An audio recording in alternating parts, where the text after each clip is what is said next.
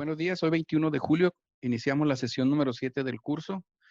En la primera parte de la clase de hoy lo que veremos es la revisión de la tarea. Entonces, para la pregunta 1 era, calcula la concentración de iones hidrógeno, de iones hidróneo para dos soluciones, pH 2 y pH 5.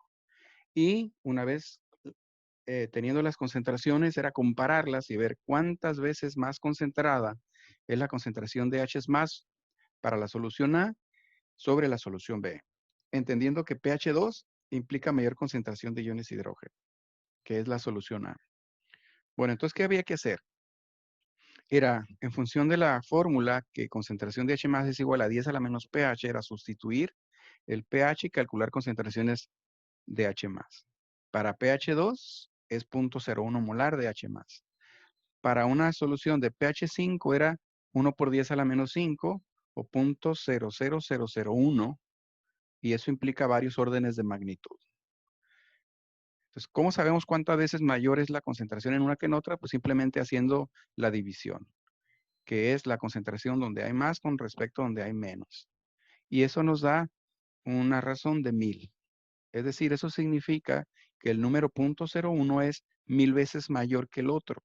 O también implica que la concentración de iones hidrógeno en APH2 es 1000 veces mayor que APH5. Ayer decíamos que por cada salto en la escala de pH, tenemos que es 10 veces más y luego son factores.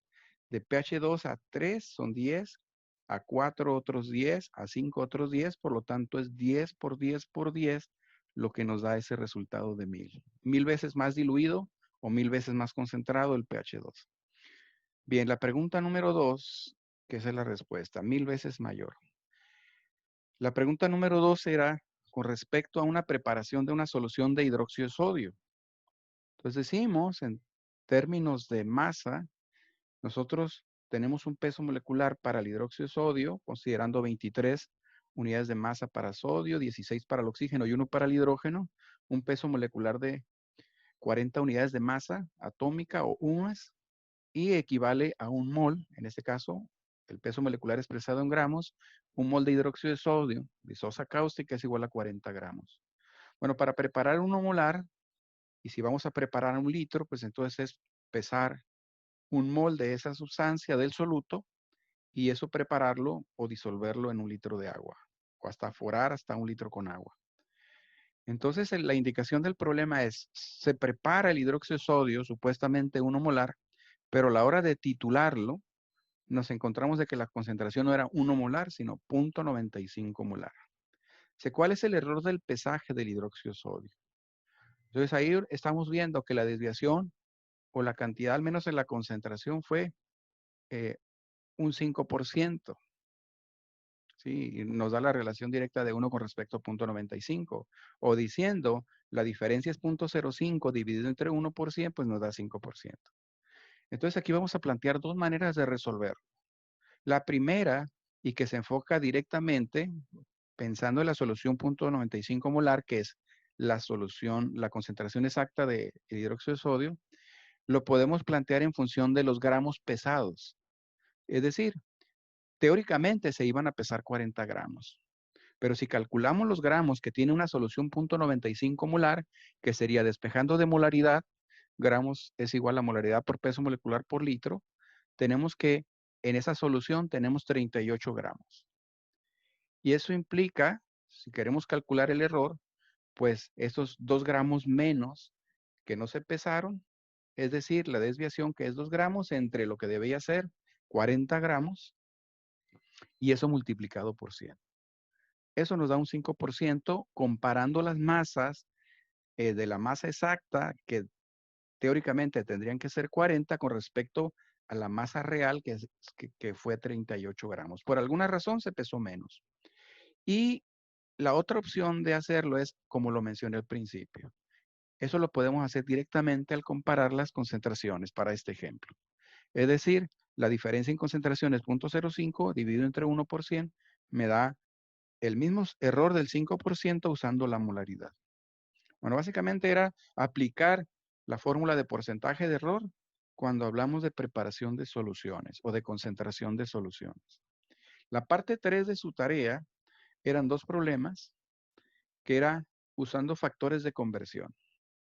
Entonces aquí tenemos que para cualquier ejemplo, una concentración, en este caso cloro molecular Cl2, una concentración de 0.062 partes por millón o miligramos de soluto por litro de solución. Y lo que hay que hacer es convertirlo a partes por billón, que son microgramos de soluto sobre litro de solución. ¿Qué hay que hacer siempre cuando queremos hacer factores de conversión? Pues partir de la cantidad que tú tienes. En este caso, tenemos una cantidad de soluto en un volumen de solución. ¿Qué hay que hacer? Pues convertir la unidad miligramos a microgramos. Entonces, para ello necesitamos el factor de conversión. ¿Qué es el factor de conversión o cuál es? Pues la equivalencia que hay entre esas dos unidades. Y decimos que un miligramo es 1000 veces mayor que un microgramo. Por lo tanto, por cada miligramo hay 1000 microgramos. ¿Por qué miligramos abajo? Porque queremos cancelar miligramos. Y de esa manera obtenemos 62 microgramos litro o 62 partes por billón o ppb. El otro ejemplo es con respecto a hidróxido de sodio, 0.05 molar, que vamos a convertir a una concentración milimolar. Es una concentración o una unidad más chica, por lo tanto el número tiene que crecer. En este caso, similar al anterior, partimos de una concentración, en este caso, molaridad son moles litros, 0.05 moles litros es lo mismo que 0.05 molar. ¿Qué hay que hacer? Cambiar la unidad de moles a milimoles. Y lo mismo que arriba, un mol es 1000 veces más grande que el milimol, o 1000 milimoles están contenidos en un mol, por lo tanto cancelamos mol y tenemos una concentración 50 milimolar. Pues esos serían los ejemplos con respecto a la tarea. Ahora les pregunto a ustedes, dudas que tengan sobre la tarea.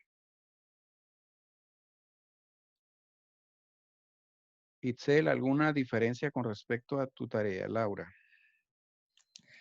En la parte 2 yo lo hice diferente porque vi un video que nos había puesto Ujú. sobre el porcentaje de error y yo al 1 molar le resté los 0.95 y lo dividí entre 0.95 por 100 y, y me dio 5.26. Ok, entonces ahí nada más es pensar que la cantidad exacta es lo que tú querías pesar, ¿no? Si tú quieres pesar 40 gramos, entonces en teoría la báscula te dijo 40 gramos. Tú te fuiste con la idea o convencida de que habías pesado 40 gramos. Para ti ese era lo exacto. Pero el otro dato es el experimental o es en la práctica. Y ya cuando confirmas con ese proceso que llamamos titulación, dices, no, no tienes 40, sino 38. Entonces el dato exacto, siempre que va como denominador en el porciento, es el que tú piensas que es, ¿sí? Lo que en teoría tú asumes que tuviste que haber pesado. Y ese lo terminas confirmando de alguna manera, ¿no? Pero ese es el exacto. Por alguna técnica más exacta, más precisa, tú determinas en realidad cuánto hay. Y entonces lo que estamos determinando en este ejercicio es un fallo en el pesaje. La báscula te dijo que eran 40 y tú asumiste que eran 40, pero mediante otra técnica confirmaste que no eran 40, que eran 38. Entonces siempre esos datos de lo que tú piensas en teoría que estás pesando, ese es el dato que es el 100% o en teoría el exacto, ¿no? Y entonces lo que pesaste, ese es lo que va a marcar un error. No sé si me explique. Lo que es en realidad 38 es lo que vas a comparar contra lo que esperabas o lo que supuestamente pesaste. Siempre va en ese sentido el porcentaje de error. Si tú pesas 1 gramo, pero en realidad te das cuenta después que no era un gramo, sino 0.8, ahí hay un error que partes como referencia a 1, pero no es 1. Entonces la relación ahí es, o la resta arriba sería 1 menos 0.8 en valores absolutos 0.2 dividido entre 1 por 100. ¿Sí? No es lo que es al final. Dices, no, pero eso es lo que es 38 gramos y es lo exacto. Entonces se confirmó que eran 38, pero en el momento del pesaje estamos haciendo la comparación de pesaje. Por lo tanto, lo que te dijo la báscula es lo que supuestamente era. Es algo confuso en el sentido de exactitud porque ahí era inexacto, ¿no? Pero sí se hace el cálculo. Por lo tanto, es 5% de error. A ver, Gisela, ¿alguna duda que has tenido con tu tarea? Con lo de las conversiones, ¿Qué duda tuviste? es que no podía sacarlo. Ok, entonces espero que se den cuenta con esos ejemplos la utilidad del factor de conversión. Ahorita vamos a hacer todavía más aplicado, ¿sí? Pero necesito que lo hagan, porque es muy fácil, pues simplemente escucharme aquí y lo vamos a resolver. Sí, les voy a platicar un ejemplo que yo tengo, que lo voy a hacer como un artículo de divulgación. Yo tengo un juego de rueditas que se llama la Torre de Hanoi y a una persona le puede llevar un día resolverlo. Hay gente que no lo resuelve, ¿no? Entonces tú le pones, son 3 postes y hay 7 rueditas y hay que llevarlas de un poste a otro poste, haciendo movimientos donde se colocan de cierta manera las rueditas. Si yo les digo la solución, lo pueden hacer en 5 minutos, pero ya no tiene sentido porque ya saben la solución, ¿sí? Pero quien descubrió la solución y que se estuvo aferrado hasta que supo cómo resolverlo, esa persona lo va a poder hacer fácilmente. El día de mañana, en una semana, en un mes, él se va a acordar de su estrategia y va a empezar a razonar de la misma manera. Pero si a ustedes les doy la solución, el día de mañana les pregunto cómo hacerla o una semana después y no van a saber. El aprendizaje se da de esa manera, tienes que hacerlo tú, ¿sí? Por eso en la nomenclatura también, ahorita les voy a pasar muy rápido nomenclatura, pero si no ejercitamos, pues de cuenta que eso que les voy a pasar no sirvió para nada. Entonces les voy a pedir que lo intenten, que lo hagan, para que esto tenga sentido el curso. Bueno, entonces, si no hay dudas sobre la tarea, los primeros 3 ejercicios, a continuación lo que haré es ejemplificar cálculos de estequiometría, 1 con reglas de 3, y después lo voy a volver a hacer, y en este caso sería usando factores de conversión. Entonces, regresamos al PowerPoint para que vean de qué les hablo. Voy a tomar como ejemplo esta diapositiva. Dice, reacciones de precipitación. En las imágenes del lado izquierdo hacia el lado derecho tenemos que se está haciendo una reacción entre el yoduro de potasio que se está pasando de un vaso a otro vaso y en el otro vaso tenemos nitrato de plomo 2. Una vez hecha la combinación, observamos cómo se forma un precipitado de color amarillo muy llamativo que corresponde al yoduro de plomo 2. Eso lo estamos viendo en la parte inferior. Estamos viendo una reacción de desplazamiento doble o doble desplazamiento donde los iones potasio se combinan con los nitratos y donde el catión plomo, en este caso plomo más 2, se combina con el yoduro. Voy a ponerles este video para tratar de ilustrar. Esta reacción se hace en un tubo de ensayo colocando yoduro de potasio y después goteando se va a agregar la solución de nitrato de plomo 2. Inmediatamente al caer el nitrato de plomo vemos la formación del precipitado. Una sustancia insoluble de color amarillo de fórmula PbI2.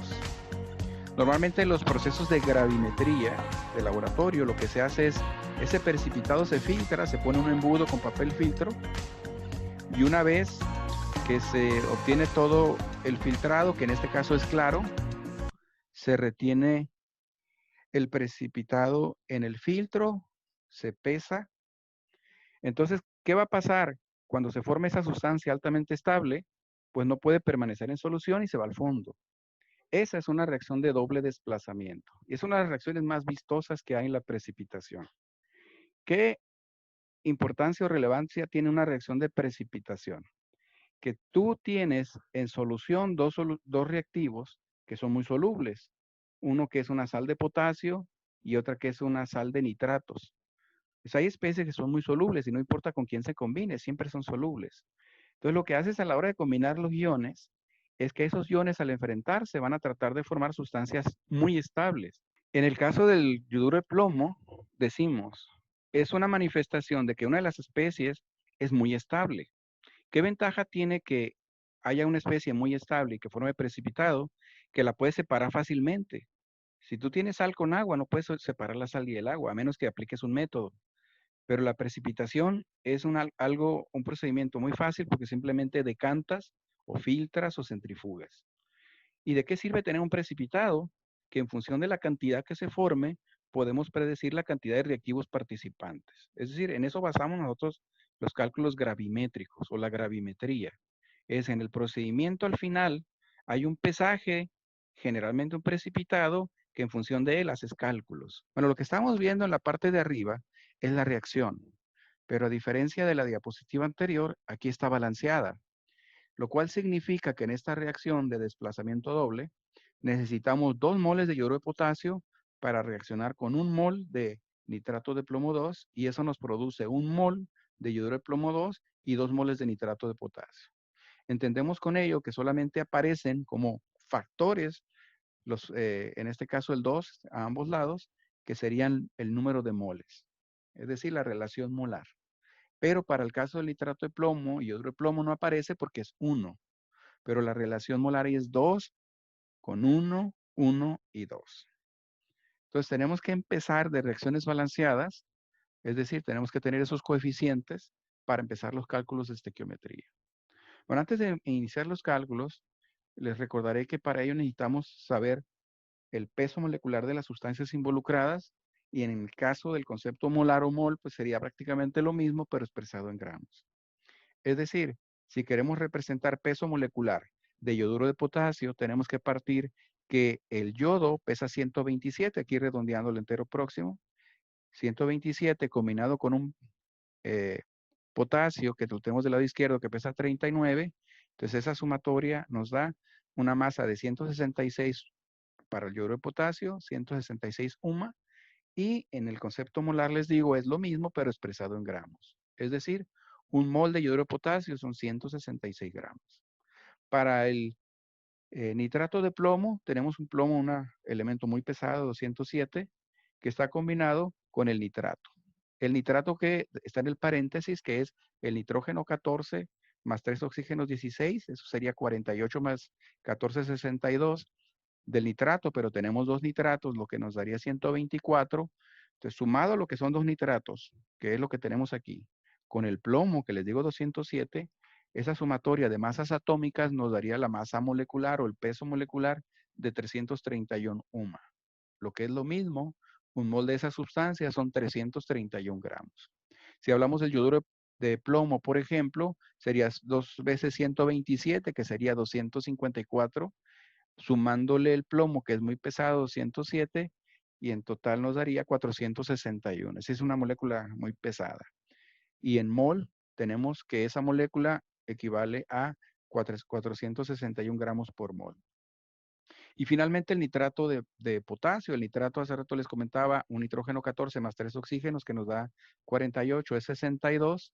62 más el potasio 39, pues esa sumatoria nos da 101, que son 101 gramos cuando lo representamos como mol. Entonces, partiendo de esos moles o el equivalente mol para cada sustancia, nosotros realizamos el cálculo estequiométrico. Ya tengo en la parte superior la tablita que nos indica la cantidad de gramos por mol de sustancia. Igualmente tengo la reacción expresada, en este caso con el color amarillo, la sustancia insoluble que precipita, y la relación molar ejemplificada para el yoduro de potasio, que es 2, y en el caso del plomo, yoduro de plomo 1, aunque omitimos el 1. ¿Qué es lo que hacemos cuando intentamos hacer cálculos en la práctica?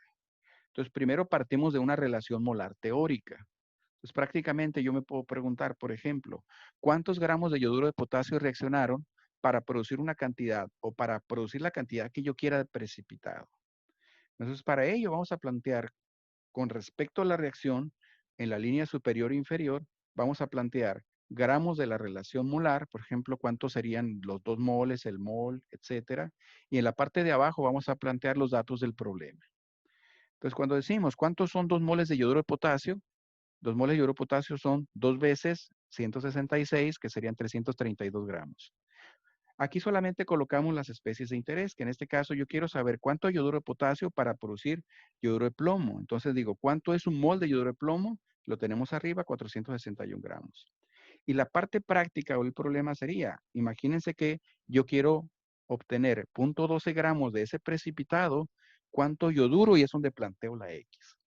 Cuando nosotros establecemos esas cantidades en función de la reacción, les decía, una reacción escrita correctamente en el sentido del balanceo, el balanceo nos da los coeficientes, lo que nos dice las relaciones de moles que reaccionan, las relaciones de moles que se producen.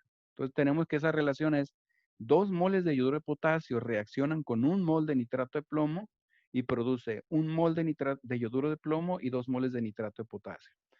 ¿Por qué es importante esa relación molar o esos coeficientes? Porque eso nos establece la relación teórica. Y esa relación teórica que escribo en la parte superior, en la línea que aparece ahí con la flecha que dice gramos de la relación molar, eso es lo que teóricamente se da. Nada más que no expresamos moles, sino gramos. Y dice, 2 moles de iodo de potasio, que son 332 gramos, nos producen en teoría 461 gramos de yoduro de plomo. Es decir, de una menor cantidad en masa nos genera una mayor cantidad en masa. Pero en la parte de abajo se plantea la incógnita. Dice, si tú quieres producir una cantidad de precipitado o si la obtienes, cualquiera que sea el hecho, entonces tú puedes predecir qué cantidad de yoduro de potasio reaccionó o qué cantidad de nitrato de plomo reaccionó. Aquí me interesa saber el yoduro de potasio. ¿Qué es lo que hacemos? Sacamos las especies de la reacción de interés, que en este caso son el yoduro de potasio y el yoduro de plomo, y establecemos esas relaciones, pero ya en gramos. Nos olvidamos de los moles ya los aplicamos. Y la relación en gramos nos dice, si tú tienes yoduro de potasio 332 gramos, teóricamente te produce 461. ¿Cuánto necesitas para producir 0.12 gramos? Y esa parte incompleta inferior, pues guarda la misma relación. ¿Qué significa? Que si quieres producir 0.12 gramos, tienes que partir de una cantidad ligeramente menor, porque es la relación que se guarda en la parte de arriba. Entonces decimos que lo más fácil, y la costumbre nos dice, pues traza diagonales entre las especies involucradas y multiplica la diagonal completa y divide entre el opuesto a la X. Eso nos haría multiplicar 332 gramos por 0.12 gramos y dividir entre 461 gramos. Y el resultado de esa operación es 0.0864 gramos de yoduro de potasio. Entonces decimos, esa sería la manera de hacerlo usando regla de 3 simple. Entonces, ¿qué pasaría si pensamos en la misma reacción o en el mismo cálculo, pero ahora usando factores de conversión? La misma pregunta, ¿cuántos gramos de yoduro de potasio reaccionaron para producir esa misma cantidad de yoduro de plomo? 0.12 gramos. ¿Qué es lo que hacemos? Partimos de lo que sabemos. Y lo que sabemos es 0.12 gramos de yoduro de plomo. Entonces, para su comprensión hay que entender que siempre cualquier entero, cualquier número, cualquier expresión tiene como denominador la unidad. Simplemente para que lo visualicen como fracción. ¿Qué hay que hacer? Pues multiplicar por factores de conversión, tantos como sean necesarios.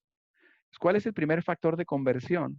Yo que me quiero ir desde el lenguaje o cantidades de plomo, yoduro de plomo, a las cantidades de yoduro de potasio. Entonces tengo que pensar en esa conversión. Lo más fácil es hacer la transición mediante los moles, pero para ello tengo que convertir gramos a moles. Entonces, ¿qué decimos? Que un mol del yoduro de plomo es igual a 461 gramos. ¿Por qué? Porque de esa manera cambio gramos a moles, multiplicando 0.12 por 1 entre 461. Pero no quiero moles, quiero gramos de yoduro de potasio. Pero aquí tengo que establecer la parte de la relación molar. ¿Cuál es la relación molar que guardan estas especies? 2 moles de yoduro de potasio están al lado izquierdo y 1 mol de yoduro de plomo. Ese es el factor de conversión más importante del cálculo estequiométrico. ¿Qué estoy haciendo? Estoy diciendo que 1 mol de yoduro de plomo equivale a 2 moles de yoduro de potasio. Entonces los resultados ya son moles de yoduro de potasio. Pero no quiero moles de yoduro de potasio, quiero gramos de yoduro de potasio. ¿Qué hacemos como último factor de conversión? Usamos la equivalencia mol-gramos para yoduro de potasio. Para cancelar moles, pongo 166 gramos de yoduro equivalen a 1 mol. Y de esa manera, si hacemos la operación 0.12 por 1 por 2 por 166 entre 461, que es el denominador, nos daría 0.0864 gramos, que es exactamente el mismo resultado. Entonces, de esta manera aplicamos los factores de conversión. Bueno, ahora preguntas. ¿Alguna duda que tengan con respecto a esto? ¿Está claro lo que hice? O al menos entienden la lógica de la operación. Más o menos, profe. A Lo voy ver, entendiendo. ok, si no, tienen que verlo con calma, ¿no? Hay que ver el video y verlo con calma para intentarlo. Pero lo que estoy haciendo es gramos de una especie, transformarlas a moles de esa especie y después esa mole de esa especie, que es el yoduro de plomo, convertirla a las moles de la otra especie, que es el yoduro de potasio, y después la nueva sustancia en moles, convertirlo a gramos. Siempre es la transición así. Gramos a moles de una especie, a moles de la otra especie, a gramos de la especie de interés. Es decir, a veces el problema de la regla de 3 es que yo puedo usar 3 reacciones consecutivas. Y les digo, A pasa a B. Y luego en la segunda reacción, B pasa a C. Y la tercera reacción, C pasa a D. Y les digo, a ver, ¿cuántos gramos de D se produjeron cuando usaste 3 gramos de A? Pero son 3 etapas. Y usar reglas de 3 simple en esos ejemplos es más complejo. Y eso lo haces en una línea usando factores de conversión. Esa es la mayor utilidad del factor de conversión. ¿Sí? A manera de ejemplo, me voy a ir a la presentación. Imagínense que para mí la X no es yoduro de potasio. Para mí la X es nitrato de plomo. Entonces, yo lo que necesito saber en las relaciones molares es, lo que tengo del nitrato de plomo es un mol. ¿Cuánto es un mol del nitrato de plomo que está arriba? 331 gramos. Yoduro de potasio, 166 por 2. Se parece al otro las cantidades, ¿verdad? Entonces decimos, yo puedo preguntar ahora sobre la X, en este caso, otra sustancia. Y ahora lo que va a cambiar aquí es que aquí tenemos 331 gramos de la especie que está arriba, que es la relación que hay entre esas dos especies. Y obviamente, pues ese resultado va a cambiar. ¿Cuánto es ese resultado? En X. Es decir, ¿cuántos gramos de nitrato de plomo se requieren para producir la misma cantidad de precipitado? ¿Cuál es la respuesta? Si tienen calculadora a la mano, pues díganme cuánto es. 0.0861. 0.0861 gramos de la especie que queremos, que es el nitrato. Muy bien. Entonces estamos exactamente haciendo el planteamiento igual. O sea, estamos haciendo el mismo planteamiento. ¿Sí? Estamos relacionando dos especies, una de reactivo y una de productos. Pero lo mismo, si mi dato importante, el dato que se da, o es el pesaje o la gravimetría, es la cantidad encontrada del precipitado una vez secado, o sea, una vez teniendo el precipitado en el papel filtro, pasa a una estufa, se seca, entonces tenemos una cantidad exacta. Si yo tengo esa cantidad, digo, ok, y cuando se produjo esa cantidad de yoduro de plomo, ¿cuánto se produjo del nitrato de potasio? Aunque esté en solución, ¿no? ¿Cuántos son moles 2 moles de nitrato de potasio? Lo tenemos ahí arribita. Un mol son 101 gramos. 2 moles, pues son 202. Esa es la parte que tenemos que entender de la relación molar. Aquí estamos expresando arriba la relación molar, pero en gramos. Y entonces ahora el planteamiento queda del lado de productos. Toda la operación está del lado de productos. Y dice, cuando se hizo la reacción, se produjeron 0.12 gramos de yoduro de plomo, pero ¿cuánto se produjo del nitrato de potasio? Y entonces igual, ahí establecemos la regla de 3. Es decir, aquí tendríamos ahora KNO3 y la relación que guarda en teoría son, no le hace que la haya puesto al lado izquierdo, pero la relación que guarda es 202 gramos, se producen cuando se producen 461. ¿Cuánto se produce cuando se producen 12? ¿Cuál sería la respuesta en este caso? 0.0525. 0.0525, ¿así? Sí. Muy bien. Pero ¿qué decimos ahí? La relación que guarda, en este caso sería multiplicando la diagonal completa, que es esta. La voy a poner un poquito más fuerte. Multiplicando la diagonal completa, que sería multiplicar los 202 por 0.12. Y lo otro que haríamos sería dividir entre el opuesto a la X. Y el opuesto a la X es el 461. Es decir, X es igual a la multiplicación de 0.12 por 202 dividiendo entre 461. ¿Alguna otra pregunta que haya de este cálculo estequiométrico? Bueno, entonces, si no hay dudas, a partir de este momento, lo que voy a hacer es, y el enfoque es nomenclatura en química inorgánica. Entonces, partiendo primero de la tabla periódica, les diré que una manera fácil de aprender nomenclatura es entendiendo la simbología de los elementos, las ubicaciones de las tablas, pero principalmente sus valencias. Entonces hablamos en la tabla periódica la referencia es que tenemos principalmente metales, elementos que donan electrones, elementos que tienden a cargarse positivos, no metales, aquellas especies que trabajan más como aniones, o metaloides que a veces trabajan como metales o no metales.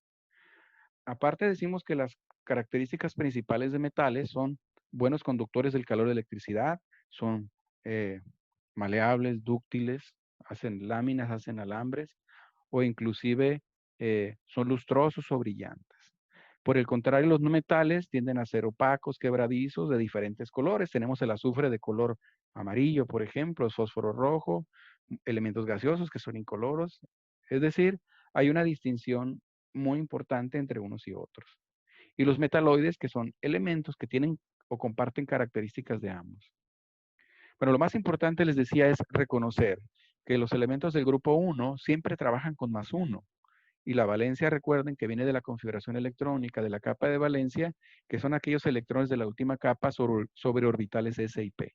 Si solamente tienen un electrón y lo más fácil es cederlo, que en este caso es lo que simboliza valencia +1. Tienden a perder o ceder su electrón. Los del grupo 2 hacen lo mismo, pero son 2 electrones de su última capa. Todavía los del grupo 3 se comportan de esa manera. Pero a partir del grupo 4, donde tenemos estructuras de Lewis, que tenemos 4 puntos para el grupo 4, o 5, o 6, etcétera, ellos tienen más electrones en su última capa y lo que tienden es a aceptar electrones para completar su octeto. Los del grupo 4 tienen 4 electrones, por lo tanto ellos tienden a aceptar 4. Aquí estamos viendo intermedios, que hay elementos que tienen valencia múltiple. En el orden que aparece, cromo, manganeso, fierro, cobalto, níquel, cobre, etcétera. Ahí tenemos elementos que trabajan con 3 y 5, 2 y 4, 2 y 3, y eso es variable. Estoy encerrando los más comunes de elementos del grupo B, y entre ellos tenemos plata y cadmio y zinc, que están ahí de vecinos. Ellos tienen valencia única, pero los demás que están vistos ahí son de 2 valencias distintas. O sea, a veces trabajan con una valencia, su menor valencia o su mayor valencia. Entonces decimos, como les decía ahorita, los elementos no metálicos son los del grupo 4, trabajan con -4. Los que tienen 5 electrones, para 8 son 3, trabajan con -3. Los del grupo 6, que tienen 6 electrones de valencia, les faltan 2 para el octeto, trabajan con -2. O los del grupo 7, que tienen 7 electrones de valencia, trabajan con -1. Eso que aparece en rojo y amarillo, las valencias de los no metales, es exclusivamente para moléculas o sustancias binarias. Es decir, si tú combinas al sodio del lado izquierdo con el cloro, es una binaria. Entonces, en ese caso, el no metal cloro trabaja con -1. Porque vamos a ver otras especies donde el cloro lo vas a tener en una ternaria, por ejemplo, el ácido clórico, que es HClO3, y entonces ya no respeta esa valencia de -1. El cloro va a aparecer en una ternaria, o sea, significan 3 elementos, va a aparecer en medio, entonces a esa valencia hay que calcularla. Entonces, lo que quiero decir es que esas valencias negativas de los aniones son específicamente valencias de moléculas binarias, moléculas de 2 elementos. Bueno, como punto de partida, eso nos permite la combinación o los cruces de valencia para formar moléculas. Como les decía aquí, para compuestos binarios, los que aparecen en rojo. Esta tabla lo que hace es concentrar las reglas de nomenclatura de las principales familias inorgánicas. Entonces decimos, del lado izquierdo, primera columna, tenemos al menos ahí 8 familias comunes. Entonces estas familias son las sales, los óxidos, los hidróxidos, ácidos, anhídridos, hidruros, oxiácidos y oxisales. Entre el primer ejemplo tenemos en la sal el cloruro de magnesio. Y el cloruro de magnesio está ilustrado ahí con su fórmula y su nombre, es MgCl2, su nombre cloruro de magnesio.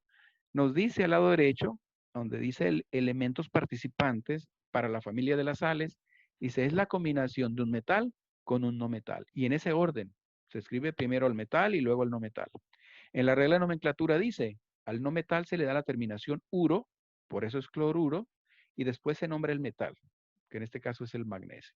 Se usa la preposición de para aquellos metales que tienen valencia única, como los del grupo 1, los del grupo 2, el aluminio, el zinc, el cadmio, la plata, no tienen más que una sola valencia, entonces se usa de. Luego está la segunda familia, donde tenemos al óxido de calcio, CaO. ¿Qué dice que son los óxidos? Es la combinación de un metal con el oxígeno. Y se nombran como óxido y después el nombre del metal. Luego los hidróxidos, que tenemos el ejemplo del hidróxido de fierro, pero en este caso el hidróxido de fierro 3 está representado entre paréntesis porque hay dos iones fierro, el fierro 2 o ion ferroso y el fierro 3 o ion férrico. Siempre a la valencia más chiquita se le da la terminación oso, ferroso, y a la valencia mayor la terminación ico, el férrico. Entonces, ¿qué son los hidróxidos? Es la combinación de un metal más la especie hidroxilo, en este caso OH-1, y se nombran como hidróxido y después el nombre del metal. Luego tenemos a los ácidos. Tenemos al ácido bromídrico. Estos ácidos son binarios, están constituidos por dos especies. Y a la hora de ver los elementos, un ácido siempre empieza con H, tiene un hidrógeno al principio, y se combina con un no metal. Y la nomenclatura dice, se nombran diciendo ácido y luego no metal terminación hídrico. Por lo tanto es ácido bromhídrico, ácido clorhídrico, ácido yodhídrico. Siempre que usamos la terminación hídrico, implica un ácido binario. Luego tenemos los anhídridos, como ejemplo el dióxido de azufre. ¿Qué es un anhídrido? Es la combinación de dos no metales, no metal más no metal. Es decir, el azufre es no metal, el oxígeno es no metal. Y en este caso distinguimos a los anhídridos porque usamos siempre prefijo al empezar. Los nombramos de derecha a izquierda, como en la mayoría de los ejemplos, y decimos que este sería el dióxido, lo estamos nombrando como un óxido de azufre. Entonces, al final nombramos el no metal de la izquierda. Los hidruros, donde el H es raro, es una familia rara, pero muy reactiva, es el hidrógeno trabaja con -1 y está trabajando como si fuera el no metal. Es decir, H-1 se escribe a la derecha. Y ahí tenemos la combinación del metal más el hidruro H-, y eso se nombra como hidruro más metal. Luego tenemos las últimas dos familias, los oxiácidos, que son ácidos con oxígeno, y las oxisales, que son sales con oxígeno. Y ahí es lo que estamos viendo. Los oxiácidos son ternarios, llevan H, un no metal y oxígeno. Y el número de oxígenos es variable. Luego el otro lleva un metal, el no metal y oxígeno. Y esas reglas que vienen con asterisco las explicaré más adelante. Entonces, básicamente aquí se concentran las reglas y los ejemplos. Entonces, lo que haré a continuación es ejemplificar y detallar los casos más lentamente para que lo comprendan mejor. En el caso de las reglas, para oxiácidos y oxisales aparecen aquí. Vamos a ver que a los oxiácidos empiezan con la palabra ácido y vamos a ver prefijos como hipo y per y sufijos oso e ico. Con calma lo explicaré. En el caso de las oxisales, va a cambiar oso por ito e ico por ato. Entonces aquí vamos a ver el ejemplo. Si yo tomo como ejemplo el HClO3, ese es el ácido clórico. Y voy a generar una serie de la familia que decimos. Esta es la familia de los oxiácidos para el cloro. El de la tercera casilla es como lo voy a referir, se llama ácido clórico. Luego cuando cambiamos de renglón, le quitamos un oxígeno. Ese es el ácido cloroso. Y ahí estamos aplicando la regla. Empieza con ácido, luego viene en el guión el nombre del elemento intermedio que es el cloro y le damos la terminación oso. Si le quitamos otro oxígeno, ácido hipocloroso, o si del ácido clórico, casilla 3, pasamos al de la cuarta, le agregamos un oxígeno, sería el ácido perclórico.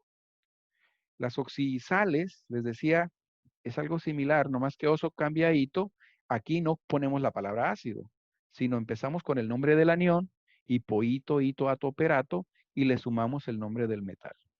Entonces decimos que el anión clorato es Cleo3 menos, Cleo2 menos, Cleo menos el hipoclorito y Cleo4 menos.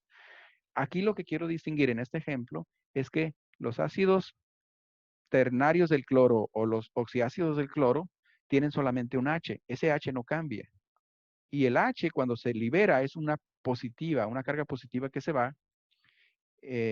Por lo tanto, nos va a quedar una negativa. Y eso hace que todos los aniones sean -1. Los aniones de una misma serie son de la misma valencia. Bueno, lo explicaré más adelante. Los ácidos tenemos como ejemplo fuertes como el clorhídrico, hidróxidos como hidróxido de sodio. Y en la escala generalmente colorida, para los papeles indicadores antiguos, pues siempre el rojo simboliza, y el color del papel tornasol inclusive, Se pone rojo cuando es un ácido, se pone azul cuando es alcalino. Entonces decimos el ácido clorhídrico libera H+, o iones hidróneo, y nos da pHs por debajo de 7. El hidróxido de sodio, que es una base fuerte, pues nos libera OHs y nos da pHs altos. Aquí vienen algunos ejemplos de especies ácidas, hacia arriba jugos gástricos, zumo de limón, vinagre, etcétera. Y en la parte alcalina, pues tenemos fluidos biológicos, tenemos agua de mar, jabón, entre otras cosas. Toda la naturaleza tiene muchas sustancias, la mayoría se inclinan a ser ácidas, pero tenemos también muchos ejemplos de especies alcalinas. Ok, entonces, en estas diapositivas comenzaré hablando de las primeras 3 familias y algunos ejemplos o miembros de esas familias, y al final de cada familia les preguntaré sobre algún ejemplo.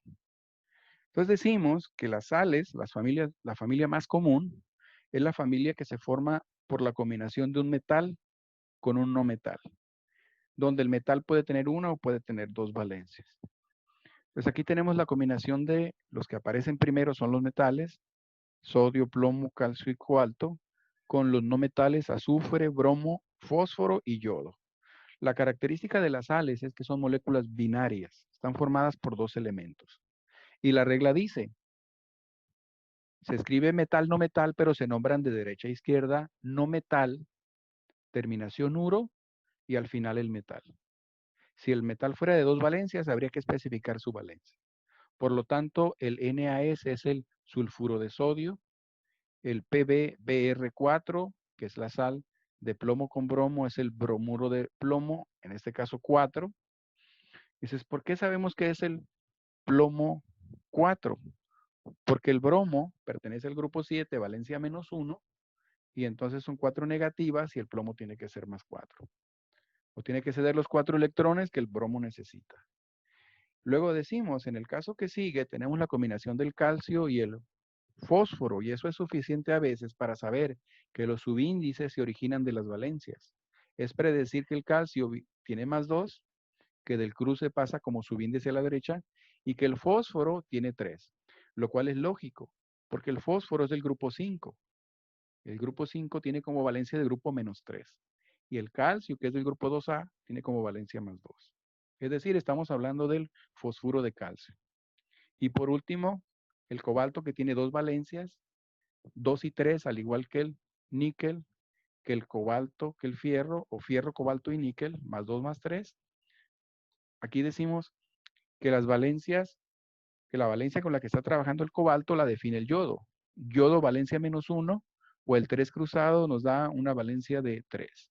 Es decir, estamos hablando de el yoduro de cobalto. Yoduro de cobalto 3. Bueno, aquí les voy a pedir a ustedes un ejemplo. ¿Alguno de ustedes me pudiera dar el ejemplo de la sal cloruro de magnesio? ¿Cuál sería la fórmula del cloruro de magnesio? Entendiendo que el magnesio es del grupo 2A, valencia +2, y que el cloro es del grupo 7, valencia -1. ¿Cuál es la Sería MnCl2. Ajá, aunque sería magnesio, ¿sería cuál la fórmula? MgCl2. Muy bien. Magnesio +2 y cloro -1 nos da, cruzando las valencias, MgCl2. Muy bien. El otro sería el cloruro de manganeso. Manganeso 2. Muy bien, entonces ahora tenemos a los óxidos. Los óxidos se caracterizan por tener oxígeno como no metal, exclusivamente oxígeno. Pero el metal puede variar. Entonces tenemos los ejemplos de aquí, metal sodio, plomo, calcio y cobalto, al igual que el caso anterior. Y vemos que varía el subíndice del caso o la proporción de unión de átomos, porque van cambiando las valencias de los metales. Todos los óxidos se nombran, son moléculas binarias que se nombran como óxido y luego el metal. Óxido de sodio, como el sodio tiene valencia única, simplemente se nombra de sodio, o puede ser en el caso de aluminio, de potasio, porque no tenemos que investigar su valencia, es su valencia la que él trabaja, que es +1. Y decimos que es subíndice 2 porque el 2 viene del oxígeno. La valencia +1, el 1 del sodio se cruza y nos deja igual al oxígeno. ¿Cómo sería la siguiente? Nombre del siguiente compuesto. PbO2 es ¿qué óxido? Óxido de plomo. Óxido de plomo. Pero el plomo tiene dos valencias. Óxido de plomo 4. De 4. Muy bien, porque el oxígeno es -2. Generalmente es -2. Solo es una sola excepción del valencia del oxígeno, que es O2 -2, que es en los peróxidos, pero el 99.9% de los casos es -2. Entonces, si el oxígeno es -2, son 4 negativas, por lo tanto es plomo 4. Muy bien, el siguiente ejemplo. Óxido de calcio. Óxido de calcio, usamos la proposición D, tiene valencia única, así que no nos preocupa. Luego la que sigue, Óxido de cobalto 3. muy bien. Si cruzamos las valencias, el 3 viene del cobalto, que está trabajando con su valencia mayor, sería óxido de cobalto 3 u óxido cobáltico. Terminación ico para un metal con su valencia mayor. Muy bien. Luego tenemos a los hidróxidos. Entendemos que los hidróxidos se forman por el anión agrupado OH-1 o anión hidroxilo. Y es la combinación del metal con el hidroxilo. En el caso de que el metal tenga valencia distinto a +1, pues entonces tenemos que usar paréntesis en el OH. En el caso del sodio que tiene valencia +1, con el OH-1 pues se cancela. Y por lo tanto ya no usamos el paréntesis. ¿Cómo se llamaría el primer hidróxido? Óxido de sodio. Ajá, y eso nos recuerda a la nomenclatura que dice, se nombra con la palabra hidróxido seguido del nombre del metal. ¿El que sigue? Hidróxido de plomo 4. 4, muy bien. ¿El que sigue? Hidróxido de calcio. Ahora, el calcio solamente tiene una valencia, entonces no hay que especificarla, ¿no? Es hidróxido de calcio, que es del grupo 2A. Y, por último, Hidróxido de cobalto. y aquí en este caso el cobalto, 3. 3. Muy bien, 3. El cobalto, al igual que el níquel y el fierro, son agrupados elementos con dos valencias. Valencia 2 y valencia 3. Entonces sería el hidróxido de cobalto 3 o el hidróxido cobáltico. Bueno, entonces con eso vemos las primeras 3 familias. ¿Por qué las vemos juntas? Porque se parecen en que las 3 tienen metal. Cambia el no metal, en las sales, el oxígeno, los óxidos tienen solamente oxígeno y los hidróxidos tienen OH. Entonces ahora vamos a ver a los ácidos. Los ácidos hay muy pocos miembros en esta familia. ¿Por qué? Porque es el elemento H que no cambia a la izquierda como H+1 combinado con un no metal. Pero vimos que hay muy poquitos no metales. Entonces los miembros de esta familia son pocos. En este caso estamos viendo los ácidos también llamados hidrácidos, ácidos binarios, donde aparece el H combinado con un no metal. Se nombran con la palabra ácido y el no metal con terminación hídrico. ¿Cómo sería el siguiente?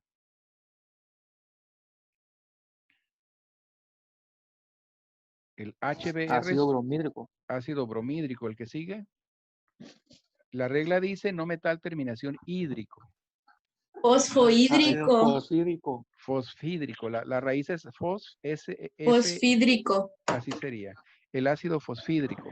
Y el último, Ácido yodhídrico. ácido yodhídrico. La raíz sería yod y terminación hídrico. Es algo en lo que no se deben de equivocar es en esto. Cuando vean un ácido binario, no le llamen nico. Lleva terminación hídrico. Bueno, entonces la siguiente familia. Tenemos los anhídridos. Los anhídridos se dan por la combinación de dos no metales. Hay anhídridos que tienen oxígeno, que parecen óxidos, pero hay anhídridos también que parecen sales. ¿Por qué? Porque el de la derecha a veces es oxígeno o a veces es cualquier otro elemento no metálico. Entonces, en estos ejemplos estamos viendo 3 anhídridos que llevan oxígeno. El primero, el tercero y el cuarto se nombrarían algo así como los óxidos. Pero el segundo lleva cloro a la derecha. Ese se nombraría como si fuera una sal. Bueno, ¿cuál es la distinción de los anhídridos? Empieza por un no metal y a la izquierda tenemos un no metal y a la derecha también. Luego, aquí lo que tenemos que hacer es nombrar siempre el prefijo con el que tiene el elemento. Lo que hacemos en los anhídridos es nombrar el prefijo o el número de átomos que tiene el átomo de la derecha.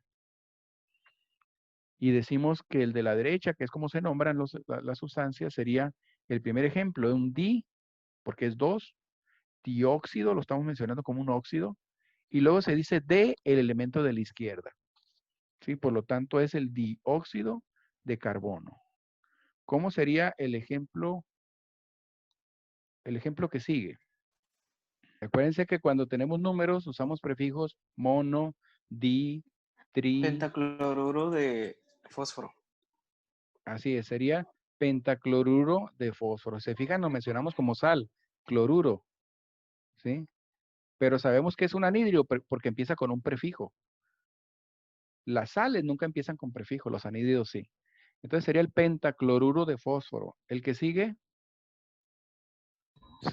Trióxido de azufre.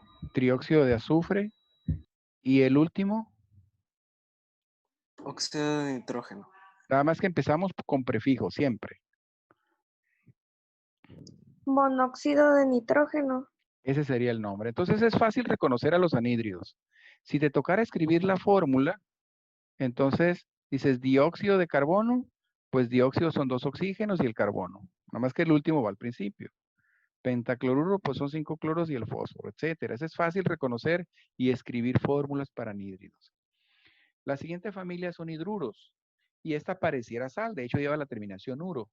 Solamente que aquí el elemento que no cambia es el hidrógeno.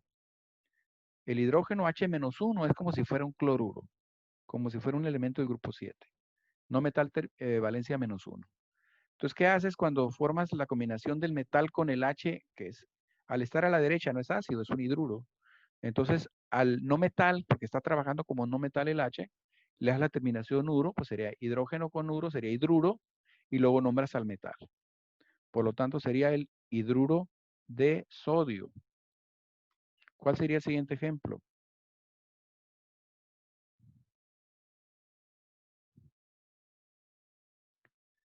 Hidruro de plomo 4. Muy bien, hidruro de plomo 4. El que sigue, Hidruro de calcio. hidruro de calcio. Y el que sigue, Hidruro de cobalto 3. muy bien, hidruro de cobalto 3 o hidruro cobáltico. Muy bien, entonces con eso ya llevamos 6 familias. Y como dijimos que las comunes eran 8, dejamos al final las sales que llevan oxígeno o los ácidos que llevan oxígeno. Es decir, estamos hablando de los oxiácidos y de las oxisales. Al visualizar ahí las fórmulas, vemos como al HCl como el clorhídrico binario, pero ahora tiene oxígeno. Y lo tenemos como al cloro de sodio, como si fuera sal, pero con oxígeno. Esas son las nuevas familias. Son ácidos con oxígeno, oxiácidos, y sales con oxígeno u oxisales. Ahora, la referencia está dada en esta diapositiva. Si ustedes entienden esta diapositiva, les va a ser muy fácil entender a estas dos familias. Para empezar, son familias ternarias, ¿sí? Familias de 3 miembros. Los oxiácidos empiezan con H, porque son ácidos. Las oxisales empiezan con un metal. Bueno, aparece la tabla de la izquierda que dice oxidácidos terminación ico. Y luego dice tercera casilla. ¿A qué se refiere esa tercera casilla? De la tabla de la derecha, que es una tabla de 2×4, la tercera casilla se refiere a la serie de los oxiácidos, la tercera casilla que dice ácido ico. Entonces tenemos que en las series de los oxiácidos hay 4 casillas. En las series de las oxisales también hay 4 casillas. Y eso que vemos en la tabla de la derecha son las reglas. Al primer ácido le damos prefijo hipo, terminación oso. Luego le llamamos ácido al segundo, terminación oso. Al tercero ácido, terminación ico. Y por último ácido con prefijo per, terminación ico. El asterisco es el elemento del medio.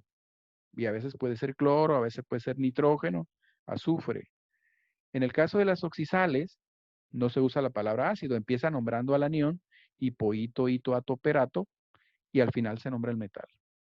Entonces aquí el mensaje de esta diapositiva es, ¿quién va en la tercera casilla? Cualquier ácido que esté en la tabla de la izquierda. Tú agarras cualquiera de ellos, no importando el número de H's, no importando el número de oxígenos, vas y lo colocas en esa tercera casilla. Y con él vas a generar la serie. Entonces voy a ilustrar el caso de cloro porque es lo que estoy ejemplificando ahí arriba. El cloro, si lo buscamos en la tabla, está aquí, donde está el puntero, HClO3. ese HClO3 lo agarro y lo coloco en la tercera casilla. Entonces, repito aquí las reglas, que era ácido con hipo y per para la familia de oxiácidos, y las oxisales cambiamos el sufijo oso para ito, o la terminación oso para ito y la terminación ico para ato. Entonces decimos, si nosotros tomamos al cloro como elemento intermedio, el HClO3 iría en la tercera casilla. ¿Qué es lo que hacemos? Cuando subimos a la siguiente casilla, la número 2, quitamos un oxígeno. Es lo único que hacemos. Cuando subimos una casilla más, quitamos otro oxígeno, nos pasamos al HClO. Y cuando pasamos de la tercera a la cuarta casilla, aumentamos un oxígeno. Entonces partimos del nombre ácido clórico. Todos los de la tercera casilla siempre son ico, porque es lo que dice la regla, ácido ico. Si subimos va a ser el oso, ácido cloroso. Si subimos a la primera sería usando un prefijo, sería hipocloroso. Y si de la tercera a la cuarta bajamos, sería como clórico, pero con prefijo per. Por lo tanto, el HClO4 tiene como prefijo o nombre ácido perclórico. Entonces, esa es la serie de los oxiácidos. Vamos del 3 al 2 al 1 y bajamos al 4. Luego decimos a la derecha, ¿qué es lo que hacemos? Es el CLO, CLO2, CLO3, CLO4, los transcribimos al lado derecho. Ahí está formada la oxisal. Ahorita vamos a ver la construcción. Pero prácticamente es seleccionar los aniones CLO, CLO2, CLO3, CLO4, todos con valencia -1, porque es el número de H's que tiene la molécula. Entonces decimos que después los vamos a combinar con sodio, aluminio, calcio y plomo y vamos a formar las oxisales. Entonces decimos que si tomamos como ejemplo al sulfato como ejemplo de anión y lo combinamos a estos 4 metales, lo que haríamos sería cruzar valencias. Cuando la valencia del metal se cruza al sulfato, habría que usar paréntesis. Si la valencia del metal coincide con la del anión, pues simplemente se cancela, ¿no? Níquel más 2 con sulfato menos 2 se cancela. Se llamaría, Sulfato de níquel 2. muy bien, sulfato de níquel 2 o sulfato niqueloso. El siguiente, decimos, si cruzamos o combinamos aluminio con azul, sulfato, ¿cómo quedaría la molécula? La respuesta sería el aluminio con el sulfato, el 3 pasa al lado derecho cruzado con paréntesis y el 2 de sulfatos le queda el aluminio. ¿Cómo se llamaría esa oxisal? El anión es el mismo y si es el mismo se nombra igual, ¿no? ¿Cómo se llama? Aluminio. Sulfato de aluminio. No hay que especificar valencia porque tiene valencia única. Muy bien, sulfato de aluminio. El que sigue, ¿cómo quedaría la fórmula? Cuando combinas el sulfato con el potasio. Sulfato de potasio. El nombre y la fórmula K2SO4. quedaría K2SO4. Muy bien. ¿Por qué? Porque a la hora de cruzar el 2 se va con el potasio, el 2 del sulfato. Y el 1 del potasio no le afecta al sulfato. Si combinamos plomo más 4, el guión plomo 4 o guión plúmbico con el sulfato, ¿cómo quedaría? PbSO42. Muy bien. Podríamos cruzar y luego simplificar o sacarles mitad, ¿no? Pero decimos, si el plomo es más 4, necesitamos 2 sulfatos porque el sulfato es menos 2. Entonces, este sería el ejemplo de las oxisales del anión sulfato. Y no importa con quién se combine, siempre que veas SO4 es menos 2. Y siempre que veas SO4 es el anión sulfato. Por lo tanto, sería de sulfato de níquel 2, sulfato de aluminio, sulfato de potasio, sulfato de plomo 4. Y los tenemos aquí. Sulfato de níquel 2, sulfato de aluminio, sulfato de potasio y sulfato de plomo 4. ¿Y alguna pregunta? Que la pasen bien, nos vemos entonces Me mañana. parece perfecto, profe. Cualquier cosa por WhatsApp, ¿sale? Ahí nos vemos, pues pásenla bien, cuídense.